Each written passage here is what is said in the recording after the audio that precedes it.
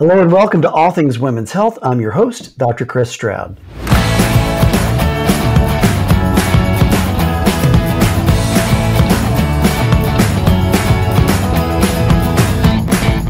I'm an obstetrician gynecologist. I'm a husband, I'm a father, I'm a grandfather, I'm a small business owner, I'm a Catholic, I'm a lot of things. But right now on this show, I'm your host as we discuss really all things women's health and always from an authentically Christian perspective. From childbirth to infertility, from pregnancy loss to menopause, homeschooling to personal trainers.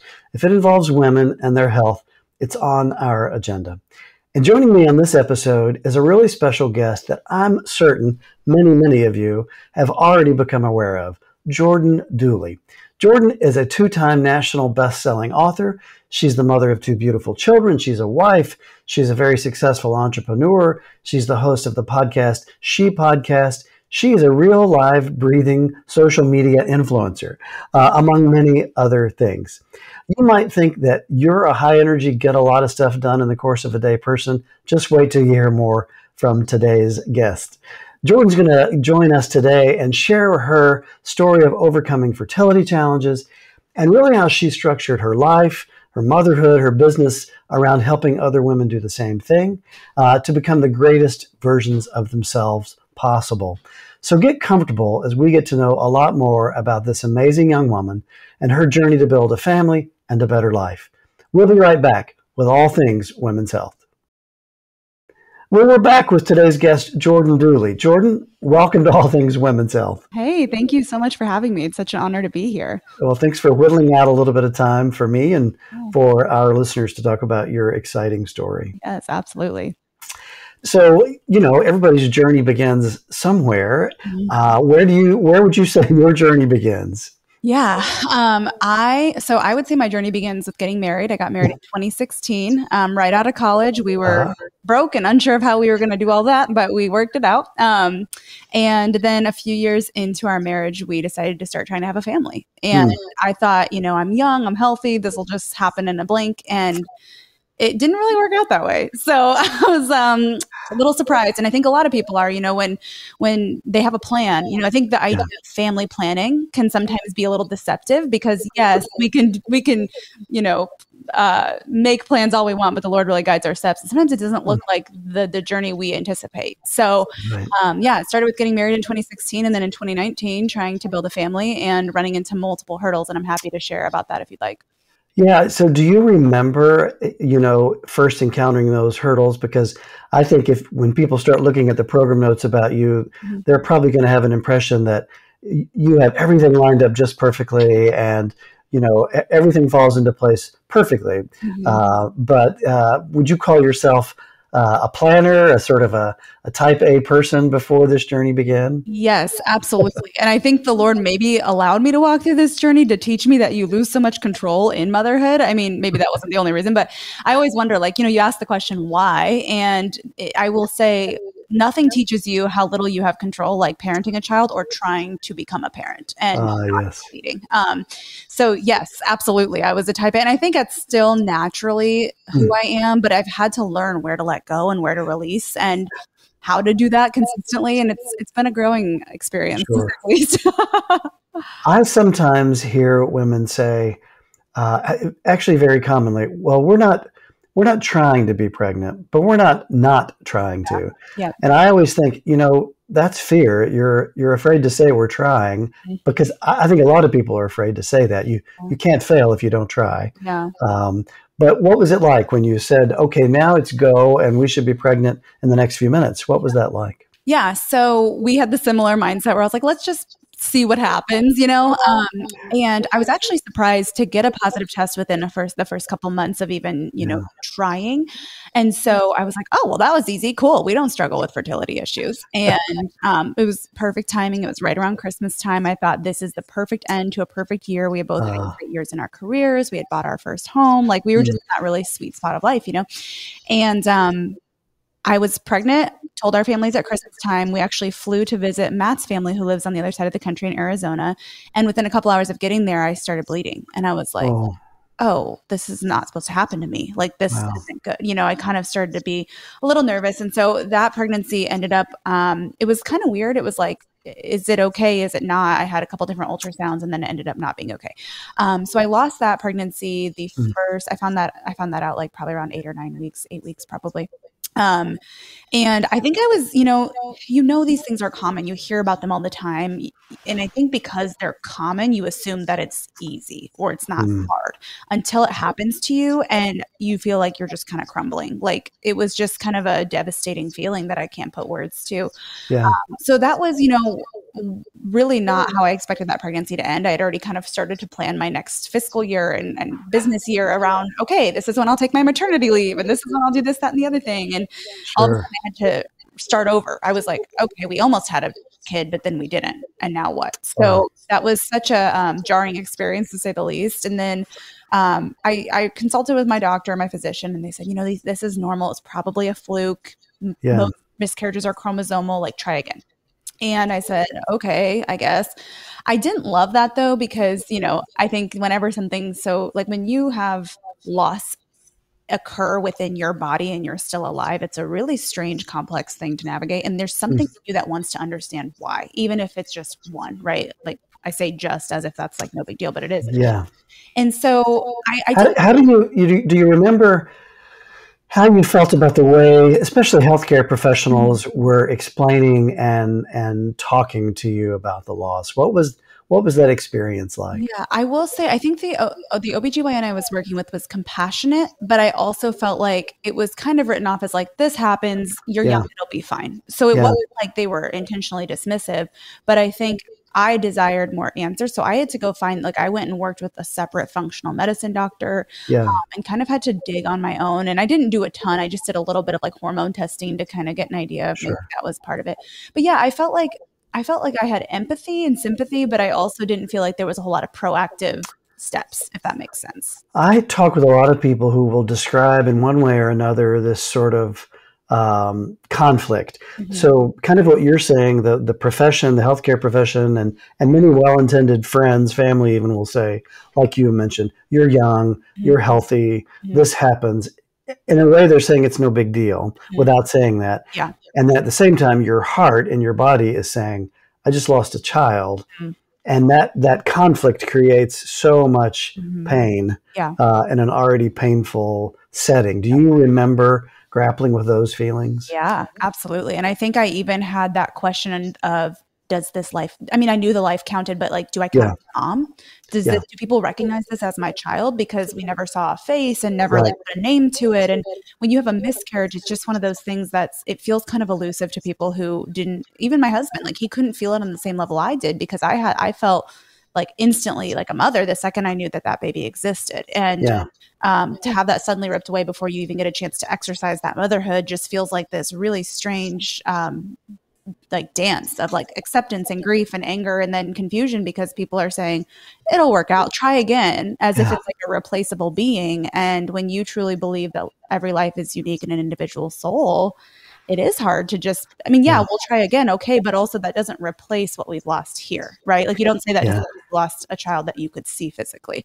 So yeah, I always think if you were to tell friends, my sister died, and would the friend say, oh, well, at least you have other sisters, it'll be fine. Right. Yeah.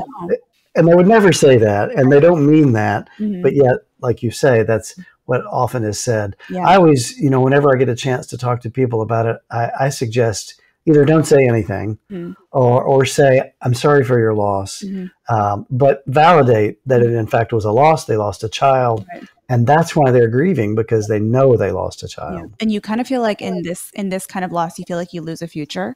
I think sometimes, when you lose a parent or a grandparent, it feels like you lose the memories, the past, the life you experienced. When you lose a baby in pregnancy or an infant, it's like you're losing a future as to what we expect.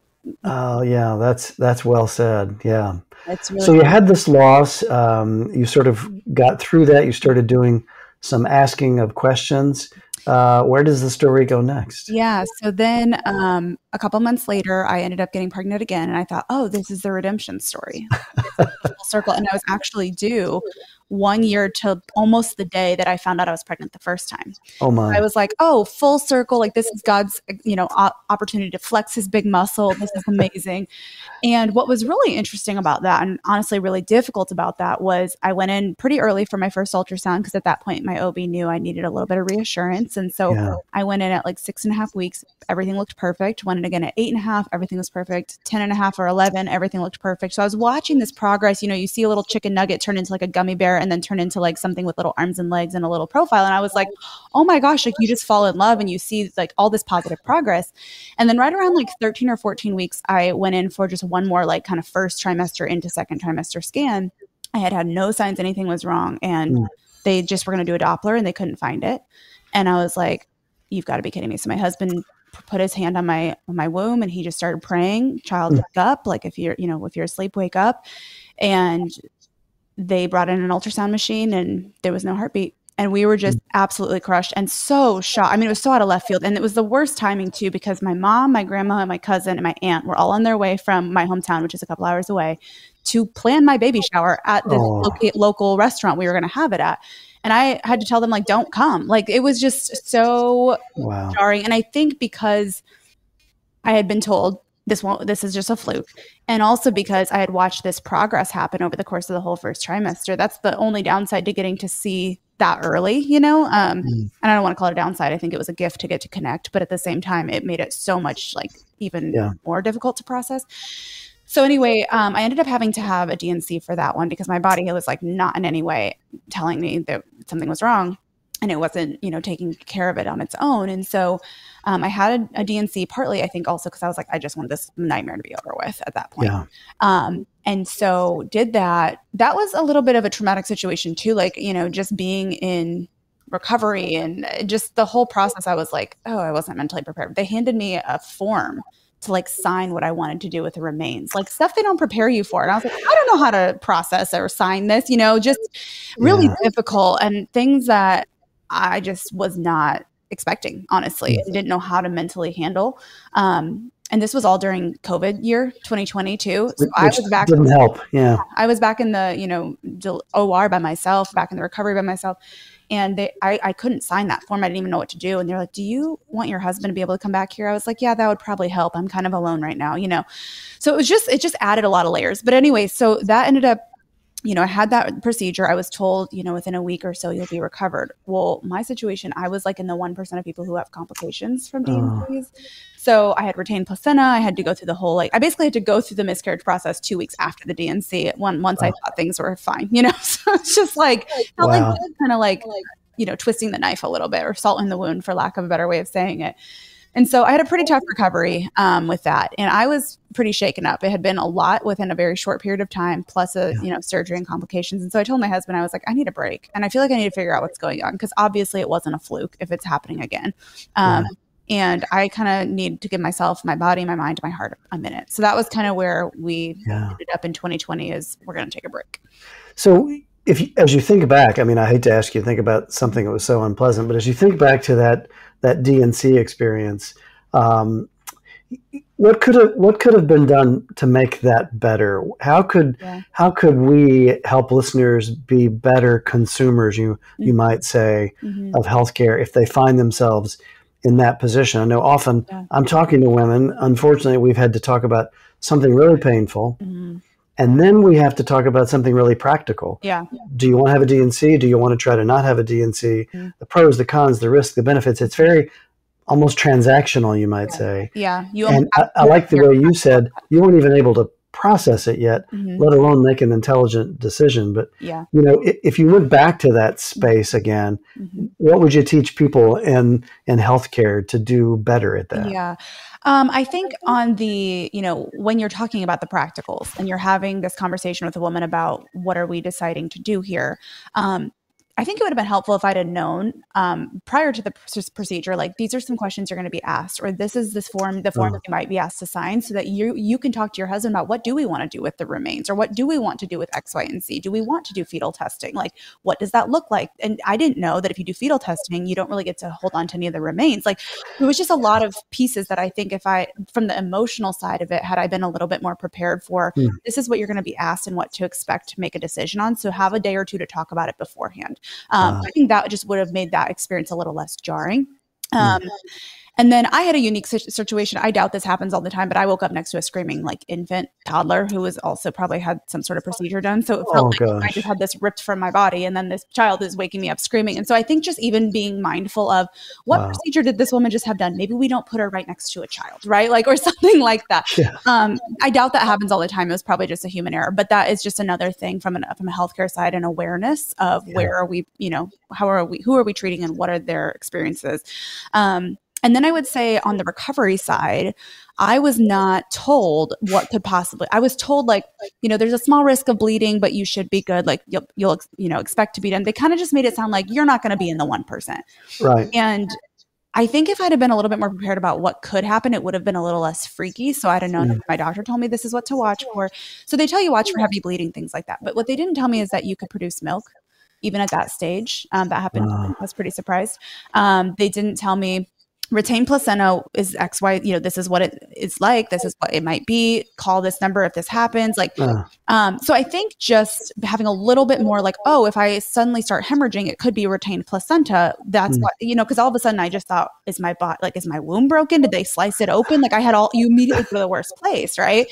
So anyway, I think just knowing like, hey, this probably won't happen, but it is possible. So just being a little bit more detailed, I guess. Like I didn't know that you could lactate that after a 13 or 14 week loss. And I'm sure that not everyone does, but the fact that it's possible is pretty important to talk about, So those things were super triggering and just made the healing process from an emotional standpoint 10 times harder, because I felt like every time I tried to take a step forward, my body was sending me back, and my healthcare provider hadn't really prepared me for that, Wow. So, yeah.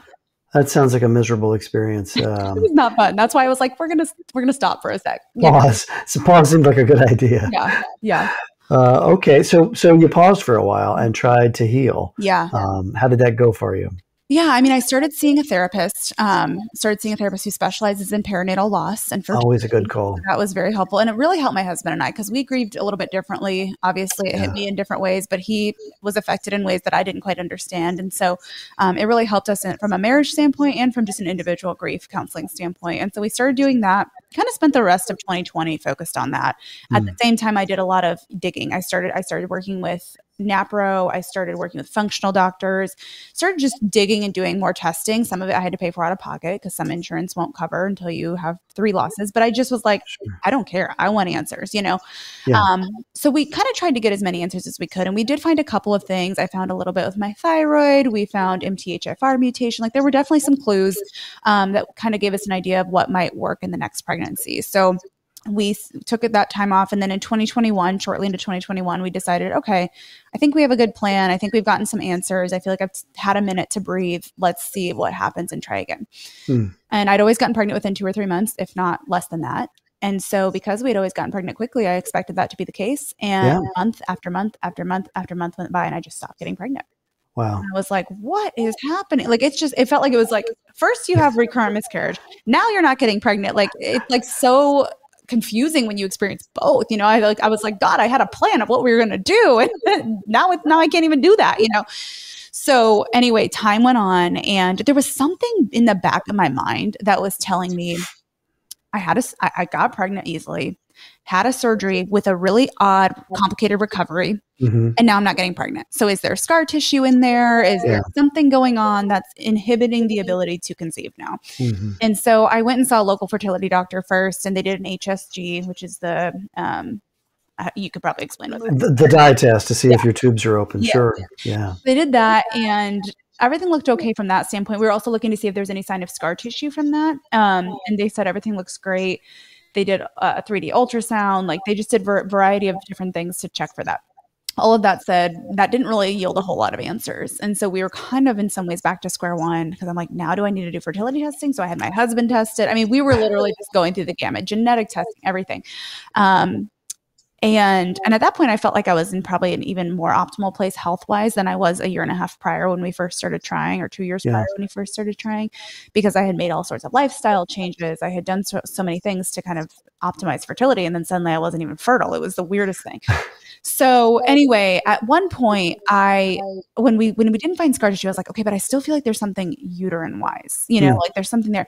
And I think that's when I got connected with you guys, fertility and midwifery care. And I was also working with a local doctor here, and we did a hysteroscopy to see, what's going on, and also to check the tubes and all that. And I had what looked kind of like inflammation. I don't know that the biopsy came back one way or another, but I had what looked like inflammation. And so we talked about, let's maybe treat that with an antibiotic. And my local doctor here, he saw the images too. And he was like, well, since you're local and I'm going to be, kind of working one-on-one with you as, monitoring your next pregnancy, I'm happy to try an antibiotic while you wait on, maybe, because we were also going to schedule an endometriosis surgery. That was the next thing, because I had a little bit of endometriosis. And I thought it's one or the other or both of these factors is what's going on. So anyway, we did an antibiotic and I got pregnant immediately after 15 or 16 months. So I thought, oh my gosh. And I found out Mother's Day weekend. So I thought, this is the redemption story, right? Like, this is surely it. Like, we waited it had been about 15 or 16 months of trying after 2 miscarriages prior to that. And I was like, okay, this is just too perfect. And then I had a lot of close friends and family members who were pregnant and due at the same time. I mean, it was just like everything aligned, the stars aligned. And I, oddly enough, ended up losing that baby as well. And it was very bizarre because it's very similar to my first miscarriage. Like, just the circumstances, the timing, everything was very similar. And I just remember being like, and now I'm out. Like, I'm out of ideas. Like, I was just, the only thing that I had in the back of my mind, it was something another gal I connected with had told me about, and my local doctor here had mentioned, because you guys are a couple hours away from where I'm at. So I was kind of, I had like a whole team of different people. I will literally talk to anybody. I was so desperate at that point. But at that point, I spoke with a local doctor here, and they also recommended possibly seeing a reproductive immunologist, which I had briefly heard of, but it's not a very common thing. Right. But I said, well, let's do fetal testing first, because if this was just a genetic fluke, because that third pregnancy, I was treating my thyroid, I was on the blood thinners, I was doing a lot of the things, progesterone support, that usually solve problems when you have miscarriages, right? So when that still didn't work, I said, let's test the genetics first. Well, genetically, everything came back beautiful and normal. And so that for me told me, okay, there's something going on in my system and in my body. Yeah. So I met with a reproductive immunologist. They did all this testing, and I had all these markers of immune dysfunction going on that was happening during pregnancy. So that kind of, between that and knowing I had a little bit of endo in there too, I was like, there's probably some inflammation, but I also was having like an autoimmune response to pregnancy. It was the wildest thing, but I had never caught it, because the way that they described it to me was, if you think of your immune system on a scale of 1 to 10, 1 being perfect, normal immune function, no issues in pregnancy or outside of pregnancy, and then 10 being like full-blown lupus or rheumatoid arthritis, I was like a 4 or a 5. So my body was trending toward autoimmune, but it hadn't gotten to the point where I had a full diagnosis. But when I had a trigger in my body, like pregnancy, it was causing my natural killer cells and my cytokines and all of my immune, responders to flare, and see that foreign body, which was like half of my husband's DNA, see, oh, this is foreign, attack it, which is the body's natural response to something that's new and something not your own DNA. That's why when you have a kidney transplant, right, they like try to suppress your immune system. So anyway, my body was reacting as if I had an organ transplant, as my body was trying to build a placenta. And so that was like a major thing that I had never found before. Yeah. So I was like, okay, well, let's try that. So that was kind of where I feel like the page started to turn a little bit. But, to pause there for a second, I mean, if you think about it, I'm sure listeners are asking themselves, so, you had miscarriages, you learned that you had some inflammation, you learned that you had a couple of genetic mutations, you learned that you had endometriosis. Now you've learned that your autoimmune system is not working properly. You had to feel like, I'm broken and I'm not supposed to be pregnant. Totally. I was like, I suck at being pregnant. Like, it's like, it was one of those things where I was like, kind of at the point where I was like, I'm just going to accept this isn't going to work. Yeah. And that's okay. Like maybe I just, and it was hard to get to that point, but I was like, I'm just going to accept, like, sure, I'll try this immune thing. And if that doesn't, to me, surgery was like my last ditch effort. And you knew that. We had conversations about it. But I was like, I will do that if the immune thing doesn't work. Like I had a kind of a plan, right? Like you asked me in the beginning, am I a planner? And so I kind of had like, I'll do these things, but like, there's just so many risk factors. It's just probably not going to work. It's kind of what I'd gotten to. Yeah. Yeah, I hear couples a lot of times describe that feeling of, well, this was that answer, this was that email from God that we thought we wanted, and the answer is no. And so we'll move on, we'll adopt, we'll raise puppies, we'll do something else because we're not called to biologic pregnancy. And then, of course, sometimes they are, and we just have to overcome all of those factors that you've listed. Yeah. But the level of frustration and the sense of defeat and brokenness can be incredibly overwhelming. Well, especially as a woman, it feels like the one thing you're born to be able to do, you're not able to do. It's such a, like, you feel like you've been robbed, you know? Yeah. So yeah, absolutely. So how did you get through that? What happened? Well, I was pretty angry for a while, to be honest, especially after that third loss, because I just felt like it was just a one, like, dead end after dead end after dead end. Every time I thought, we have an answer, we have a plan, we have this. And I think I was angry. Now I'll back up a little bit just so that this story makes sense chronologically. During our like journey, I really felt convicted because when Matt and I were first engaged, we had always talked about adoption regardless of our biological situation. We always said that's something that we want to do as a family, whether we have 3 biological kids or none or 1 or 5, whatever. Sure. So I told him, I said, I wonder if the Lord's asking us to just like open our hands and open both the doors and treat both kind of as plan A versus like, you know, one before the other. And I said, I don't foresee that anything would happen at the same time anyway, but let's just like pray about that. So we started praying about it. And at the same time, we had been doing some short-term foster care is basically what I would call it, like respite care. It's called Safe Families. So we had many children in our home that we were caring for. And there was one sibling set in particular that we were actually asked to adopt at one point by the mother. So that kind of forced us to have the conversation of like, would we do this right now? Would we open ourselves to this right now? And without like a hesitation, I was personally always ready, but my husband was like not sure when he'd be ready. And without hesitation, after that experience, he was like, yeah, I would. And this was about halfway through our journey. This was before the third loss. This was before a lot of the other things. It was just kind of intermixed through the whole thing. We just kind of were like, we're trying to build our family. God's telling us to open both doors. Let's do that. So we just did a home study. We kind of got the ball rolling. So at the same time, that whole thing was going on. And, that was interesting to navigate simultaneously with like grief and loss, but also like hope and anticipation, if that makes sense.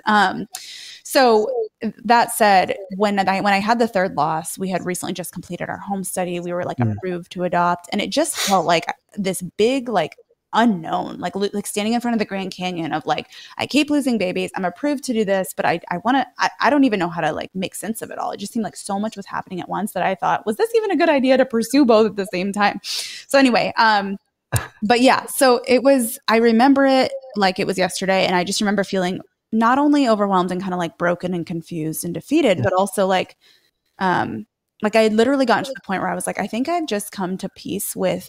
It took me a little bit. It wasn't like the day after the miscarriage, but several months later, I kind of got to this point where I was like, maybe like the children I care for and raise on earth aren't ones that come from my body. And maybe that's the Lord's call in my life. And I'm just going to keep my hands as open to that as possible. Like I literally got to that point because I was like, okay, you know, like, and I literally remember texting a friend and I was like, is it the worst thing in the world? Like, yes, it's been really painful, but like, I'm trying to make peace with the fact that like, I have 3 children in eternity that I will spend eternity with. I just won't get to raise on earth. So is it the worst thing in the world that the children I parent on earth may or may not be biological, but I still have my babies in heaven that I get to look forward to meeting one day? Like, no, it's not easy and it's not good. It still comes with a lot of bad and grief, but is that the worst thing? And could I come to terms with that? Like I had conversations in my text messages with my mom and friends, and that was like a really interesting place to come to say the least. And I think it's probably fair to say, if listeners haven't been on the adoption trail, you might say, it's hard to appreciate how exhausting that trail is. Yeah. I mean, you know, you've said several times, we just finished our home study, but it's hard to explain how draining that process is. Yeah. It's not only draining, I would say a fair amount of degrading. You're having to justify yourself to people, to strangers. You literally have people come in and look at your house. It can be a tough It felt like a very process. vulnerable season on every front, because not only was I having multiple people examining my body and trying to figure out what's going on and tell me this is wrong with you and this is wrong with you, but then also having every area of my life, from finances to my home to how we do things, like our church, like literally everything felt like it was being dissected and picked apart. And I just felt like very exposed. That's the best way I could put it.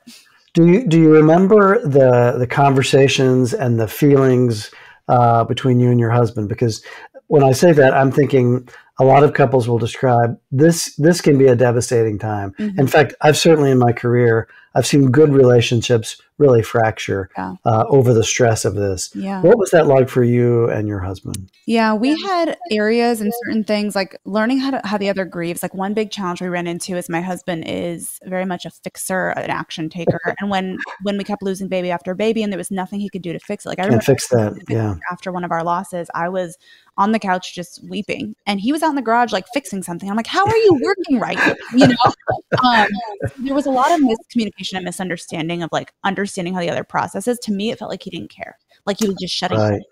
And to him, he felt like I wasn't seeking to understand him. And so there were experiences like that. And that's where the grief counselor helped us really understand some of those things.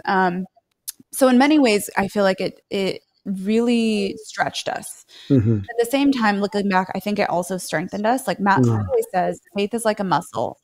It has to be broken down to be built back up stronger. And I think that's also true of relationships and marriage. Sometimes you have to go through the really hard stuff to then see what you're, made of. And I feel like in that process, in some ways we were feeling strong, and in other ways we felt really weak. But the suffering was so refining for our relationship, because it helped us focus on what do we actually care about. We made a lot of big life changes to focus on the priority, which was our family. We thought we could travel internationally when we're older. We had an old house that we were fixing up and kind of trying to turn into our dream home. And we were like, this is not the season to be doing that. Like there was just things we needed to simplify and focus on. And we're into our marriage and our family and our home. And so it was interesting the way we had to make some of those hard decisions together, but it was also really good for us too. Wow. I often use the phrase kill the bear, but men, for the most part, in our various variations, we're not all the same, but we're sort of designed to kill the bear. If there's a threat, we're supposed to go fix that threat. And I like the way you said your husband is a fixer. And so killing the bear would be fixing things. But the trouble is with infertility and recurrent loss, that bear's too big and you can't even see it. And I think often that leads men to feeling somewhat helpless, and that will lead us to sort of appear detached. And I like the way that you described it. And it's a misinterpretation, but yet I think it's a very natural response. And unless you have somebody help you break into that cycle and communicate about it, I think that's where things can begin to break down. But so great that you guys learned about how the other person grieves, as you said. It was really eye-opening. So you've had your third loss. This has been a tough season. You're beginning to kind of move down the fostering and adoption path, and things are getting really interesting. So that was the beginning of the summer of 2022 when we had our third loss. We also had, kind of completed a large part of the adoption process. And so at that point, I had seen I was about to see the reproductive immunologist, and we also started seeing some adoption cases that we could say, yes, please, present us to, or no, we'll wait on this. And we hadn't seen a whole lot, but it was about the middle of the summer, right around the time I had finished some testing, and we got a call that we had matched. We had been chosen by a birth mother. And it was, I literally thought it was a joke. I was like, am I being punked? Like, I'm so confused. Like, just because everyone tells you it's going to take so long, and it had been a long process on the front end. So I was expecting multiple months or years, that's why I was like, let's just open the door and start the process, because ideally this will take 3 or 4 years, And when all of a sudden we chose domestic adoption for our first adoption experience. So that was why we had been chosen by a birth mother. And, it was the most happy thing in the world, and also the most heartbreaking, because adoption is always, there's beauty and brutal. It's both beautiful and brutal in many ways. And so I just remember being like, oh my gosh. But what was so wild was when we got the call, it was a few months into that process, we there was a couple connection points. One being that there was like a shared due month. So when I would have been due with that for that third baby is when our adopted son was born. So like it was just like these little silver linings. But of course, I was kind of cynical at that point. So I was like, okay, like that's cool, but surely this won't actually happen, you know? And there was just a lot of things where I was just so guarded and I was just so, you know, protected. And anyway, so flash forward, it did happen and it was the most glorious, beautiful thing in so many ways. We had such a beautiful relationship with his birth parents. We got to be there for his birth. Like we were just so honored through the whole process and humbled and heartbroken. Like they say adoption is like a birthday, a funeral, and a wedding all at once. And it really is. Wow. So that's like a whole other conversation, but it did happen. And I had shortly around, like right around that time, I had also found out I was expecting, but you know, of course, with my history, I was like, I'm just going to hold this really loosely. And I had been given a protocol from the immunology doctor. And so I was like, well, I'll try it, but we've tried protocols before and it didn't work. So I was pretty like negative and pretty much expecting it to be the same as before. Yeah. And so of course that's the pregnancy that ended up working out. So now I have two boys who are less than 6 months apart. And it has been the most exciting, amazing, chaotic, beautiful thing in the world. But it's just one of those moments where I'm like, you know, I guess the moral of the story is, and I always come back, there's two moral of the stories I would say. The first is, you know, I was pregnant the second time and I thought, surely this is the redemption story. Pregnant the third time, surely this is the redemption story. Yeah. I like to write our own redemption stories. And then they kept falling apart. The ones I wrote, the one I thought, this is the redemption. This is going to be the full circle moment. And I just kept thinking like, God, like this is your moment to show off. And then you just keep like, not what's going on. And then he gave me a double portion when I least expected it. Like his redemption stories are always so much better, you know, even though it's also really challenging to have two that small. And so that was kind of the first thing is like God always writes better redemption stories than we write. And the second thing was I feel like through this process, one of the biggest lessons he taught me was, you know, in the beginning when I was going through loss after loss and I was really angry at God, I was like, God, I don't deserve this. I've done nothing but try to honor you, to publicly declare your name, to lead women to you. Like, I'm so confused why I'm like being punished, right? So I had this almost like a little bit of a prideful mindset of like, there are people out there who don't honor you at all and they're being blessed with children. I'm so confused. I don't deserve this.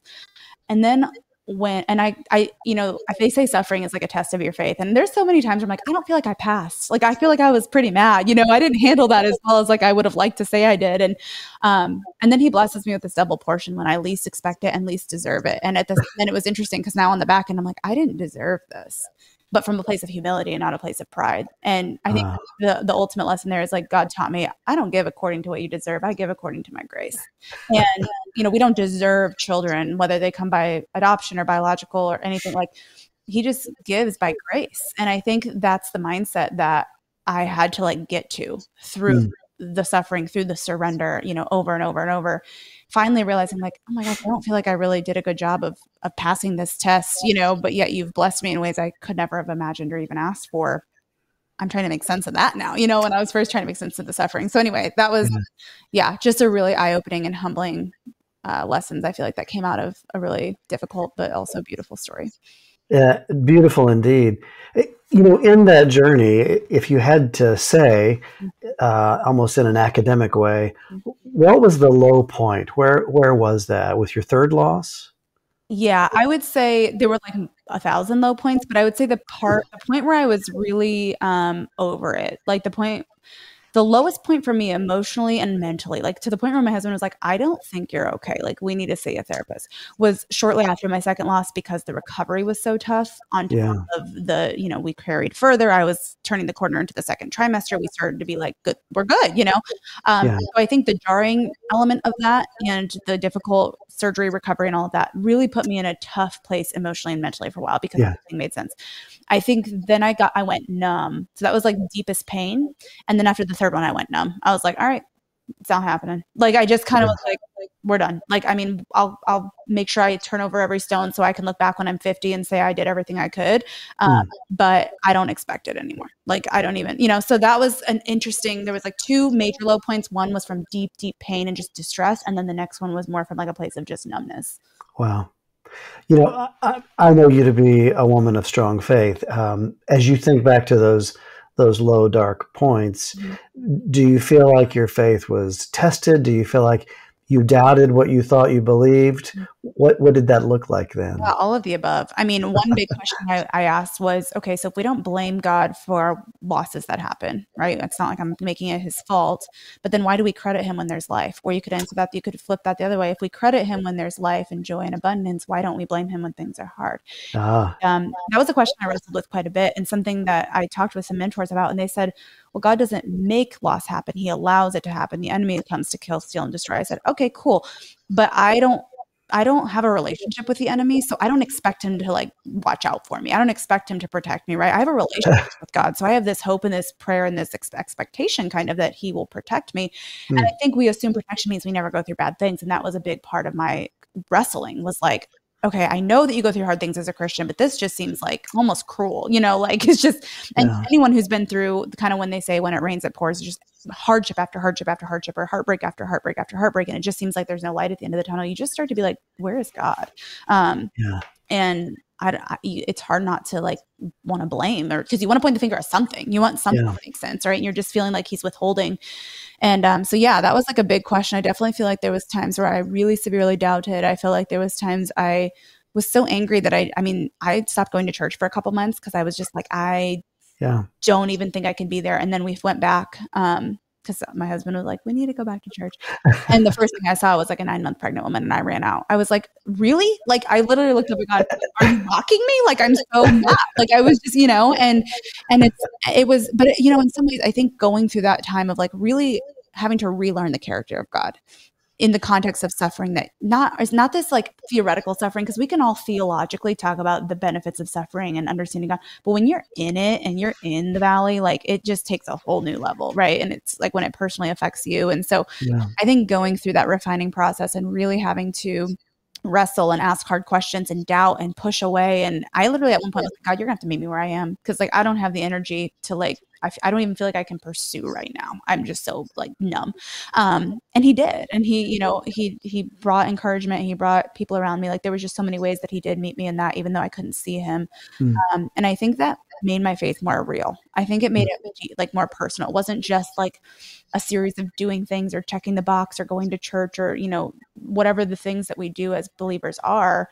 I think it becomes so mechanical and so like so much of a list of things to check box. And while those disciplines can be good for an active and alive faith, I think simultaneously wrestling with God and suffering and walking through the valley and feeling like you're doubting a lot of what you thought you knew actually allows the relationship growth to go deeper. Yeah. Yeah, it's interesting. I think, I could be wrong, but I think non-believers and maybe, I don't know, casual believers would think someone like you leads a charmed existence, sort of a happy, clappy Christianity where everything is daffodils and unicorns. And, I'm reminded that's not what Jesus said at all. He said, pick up your cross and follow me and suffer. Yeah. But we don't like that part. It's not much fun. Yeah. I remember in my wife and I's adoption journey, in the ugliest moments, a mentor said, our God is big enough for you to be pissed off at him. And in many ways, I think that got us through, because we could deal with the emotion we were having of anger, as you described, and doubt and frustration and all of those things. But it didn't force us to have to give up what we actually believed. We just had to believe this is going to make sense, but it doesn't today. Yes. And I think it actually speaks to the depth and the trust in the relationship with God when you are mad at him, when you are pissed at him. Like, if I was never mad at my husband, like I wouldn't, if my husband wasn't there and I didn't have a relationship with him, I'd have no one to be mad at. But there's times where we have disagreements and I get mad at him, but like we resolve it, we work through it, and it actually helps our relationship grow. So it's like, if you actually think about your faith as a relationship with God, there's a natural element of misunderstanding and questioning and learning to trust when things don't make sense, and anger, and like all of that is part of a normal relationship. Right. So I don't know. It's like, it's like you said, it's totally, a gift that you can't see when you're in it until you're out of it, if that makes sense. Yeah. Related, but in a somewhat different direction, you mentioned a couple of times seeking help from counseling. I think that's fabulous, and it's so important. Mm-hmm. But it's also one of the things that many, many couples are so resistant to do. So for the listener that's never seen a counselor over grief or something like this, help them understand what that was like and why it was helpful. Yeah. So the way my husband and I talk about it now is I think so often there's this idea that going to counseling either as an individual or as a couple is, if you've fallen apart, you're a total mess. And, it's like we're all a total mess in reality. But, if you think about it like an oil tune-up on a car, you don't change your oil after the engine blows up. You change your oil to prevent it from blowing up. And so when we were kind of going through a lot of grief and hardship and even just misunderstanding of each other through that process, it was kind of like a preventative maintenance is the way we saw it. And it ended up being very healing and helpful because, it was very conversational, but it helped us understand even some of the science. Like if you're kind of a logical person, you're like, I don't want to just go sit there and talk about my feelings. It wasn't all that it was. Like, yeah, she asked the story and she asked us to, share our experience, but she actually helped us. She helped us go, oh, here's what's happening when you react that way, when something bothers you and you react that way, or when this comes up for you, this is the trauma center of your brain. And here's what's happening from a physiological standpoint and a biological standpoint and why you're reacting that way. And it actually helped us give each other a ton more grace because he thought I was just being mean or snappy or whatever. And I thought he was just not caring or he was being harsh or cold. And so she was explaining the ways that the actual science of the brain works when it's had a traumatic experience or when it's had, a conflict. And so we walked out of there feeling like, oh my gosh, we can understand this from a scientific perspective. And then have tools to address those scientific pieces of it, not just the touchy-feely emotions, which are just the byproduct of what's happening in your brain. So that was actually really refreshing because no one ever explained it to me that way. I thought I was just going to go in there and tell my sob story, and she was going to tell me to breathe deep, and we were going to move on. And that wasn't what it was at all. So if anyone's on the fence, I just want to encourage you, I would ask if you have an OBGYN or a midwife or somebody that you trust that's kind of in this area, if you're struggling with fertility or loss, ask them, do you know of a counselor in the area, in the state even, that I could meet with virtually who does, specialize in this type of thing, fertility, family, infant loss, perinatal loss. Like they will likely be able to point you in the right direction or you'll know someone who can point you in the right direction. Yeah, I think that's a great point. I would add to that in the search process, sort of appreciate at the beginning, you may have to shop around. Mm-hmm. You may get lucky and find the right counseling professional with the first try.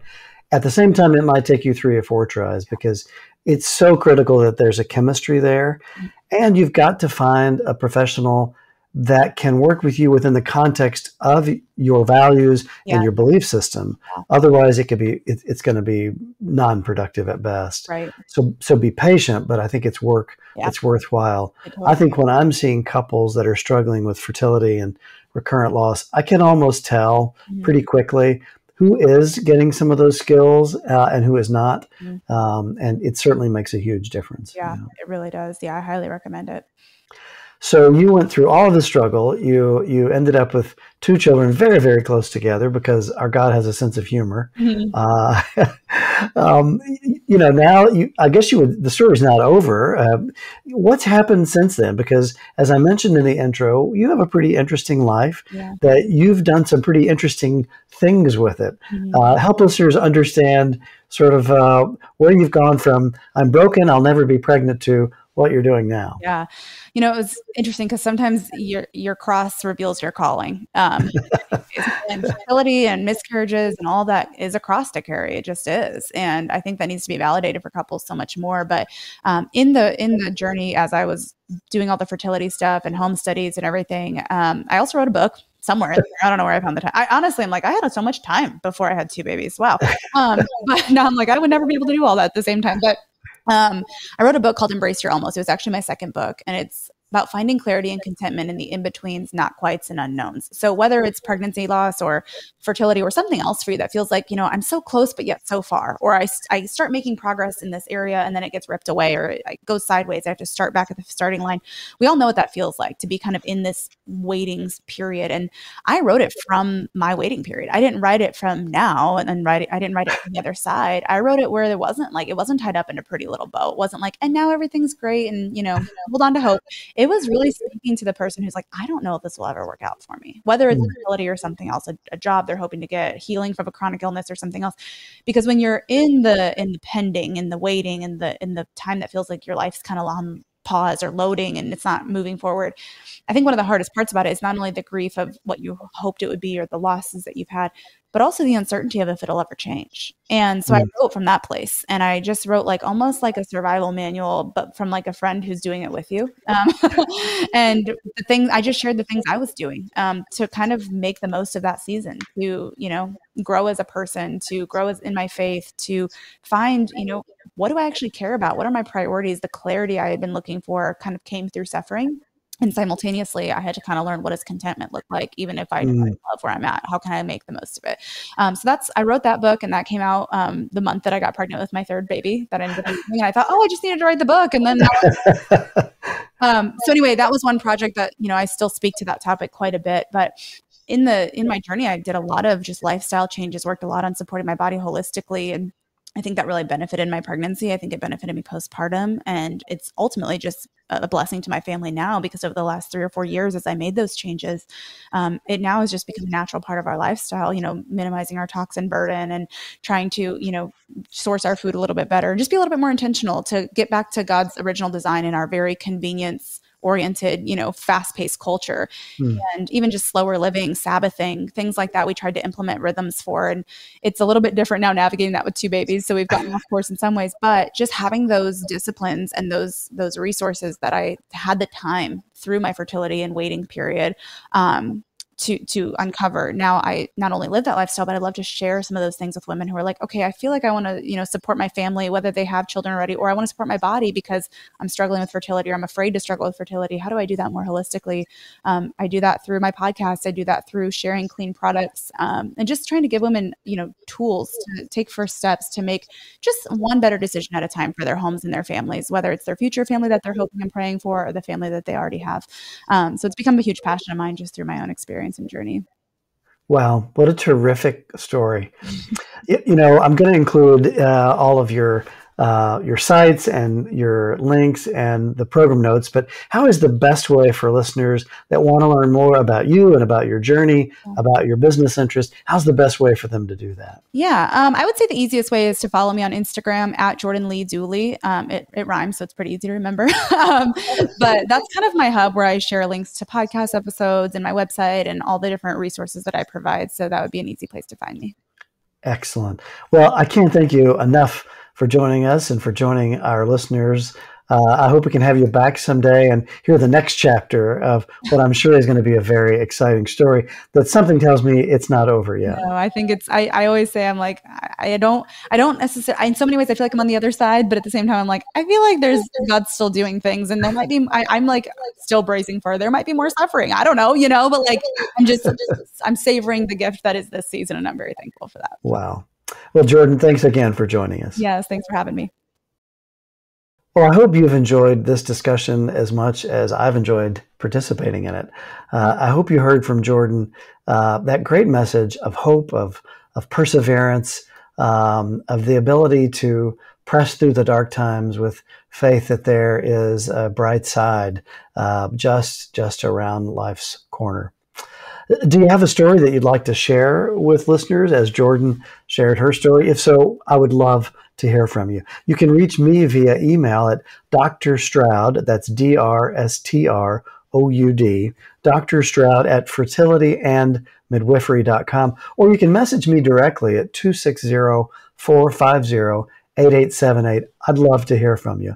And a special thank you to our friends at Spoke Street Media, without whom this podcast would simply be impossible. You can hear an amazing collection of outstanding content at spokestreet.com, so check them out. I want to thank you again for joining us at All Things Women's Health. Please like and subscribe to the podcast. Please tell your friends about it. I'll be back soon with another episode of All Things Women's Health. Thanks again for listening. I'm Dr. Chris Stroud.